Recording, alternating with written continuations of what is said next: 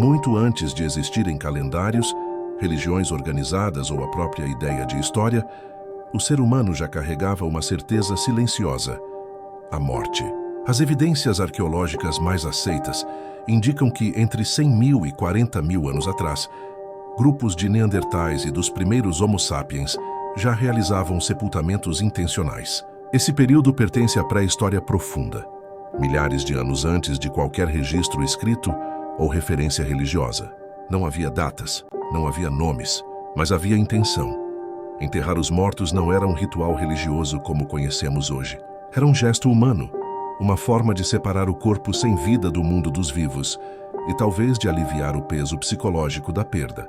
Com o surgimento das primeiras civilizações, por volta de 3500 a.C., a relação com a morte mudou.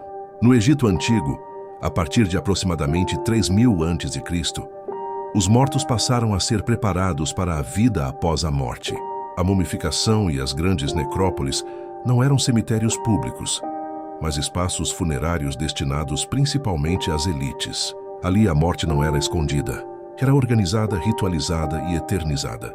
Na Grécia Antiga, entre os séculos 8 e 4 a.C., o sepultamento tornou-se um dever moral e social. Negar sepultura a alguém era considerado uma punição extrema.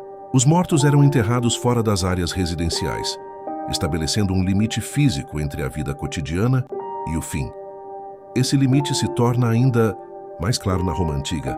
Por volta de 450 a.C., a Lei das 12 Tábuas proibiu sepultamentos dentro das cidades. Os mortos deveriam permanecer fora dos muros urbanos, geralmente ao longo das estradas. A decisão era principalmente prática, ligada à organização urbana, à higiene e à necessidade de afastar a morte do cotidiano. Com a queda do Império Romano e a expansão do cristianismo, a relação com a morte se transformou novamente. Durante a Idade Média, entre os séculos V e XV, os sepultamentos passaram a ocorrer próximos ou ao redor das igrejas. Acreditava-se que a proximidade com o sagrado ajudaria na salvação da alma. Quanto mais próximo do altar, mais prestigiado era o local do enterro. Nem mesmo diante da morte todos eram iguais. Com o crescimento das cidades medievais e as grandes epidemias, especialmente a peste negra, entre 1347 e 1351, os cemitérios tornaram-se superlotados. Valas comuns surgiram. O espaço acabou. A morte deixou de ser distante e passou a fazer parte da rotina. Aqui a análise humana se impõe. Quando a morte se torna cotidiana, o ser humano deixa de refletir e passa apenas a sobreviver. Foi somente a partir do século XVIII, com o avanço da medicina, da ciência e das ideias iluministas, que a morte voltou a ser afastada dos centros urbanos. Na França, em 1804, durante o período napoleônico, um decreto determinou que os cemitérios deveriam ser construídos fora das cidades. Nesse contexto, surge o cemitério Père-Lachaise, em Paris, considerado um marco dos cemitérios modernos planejados. A morte precisava ser organizada, higienizada e silenciada. É nesse ponto que a filosofia se torna inevitável. O filósofo Arthur Schopenhauer, no século XIX, afirmou que a morte é o verdadeiro gênio inspirador da filosofia, porque é ela que obriga o ser humano a questionar o sentido da existência. Décadas depois, Michel Foucault analisou como as sociedades modernas passaram a administrar a morte, afastando-a do olhar cotidiano e transformando-a em algo institucionalizado. Os cemitérios modernos são o resultado desse processo. Espaços onde a morte existe, mas não interfere, onde a vida pode continuar sem ser constantemente lembrada do seu fim. Cada lápide resume uma existência inteira em duas datas: nascimento, morte.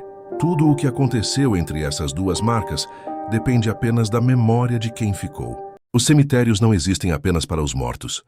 Eles existem para nos lembrar de que a vida é efêmera, frágil e preciosa. Cada lápide, cada túmulo, cada silêncio entre as pedras carrega histórias, escolhas e sonhos que um dia foram reais. E quando nos aproximamos dessas memórias, somos confrontados com a própria pergunta que atravessa os séculos: o que estamos fazendo com o tempo que nos foi dado? No Quatro Atos, buscamos essas respostas entre fatos, curiosidades e reflexões. Porque a história não é apenas o que aconteceu, Ela é um espelho do que podemos ser, uma oportunidade de pensar, questionar e compreender o presente. Se este vídeo te fez refletir, não pare por aqui. Explore os outros vídeos do canal e continue essa jornada pelo conhecimento e pelas perguntas que o tempo nos deixou. Se inscreva, curta, comente e compartilhe. Cada ação ajuda a manter viva essa busca pela compreensão. A história continua a nos falar, mesmo no silêncio, e nós seguimos aprendendo com ela, a cada ato. Até a próxima história. Até a próxima reflexão. E lembre-se, pensar é uma forma de viver mais profundamente.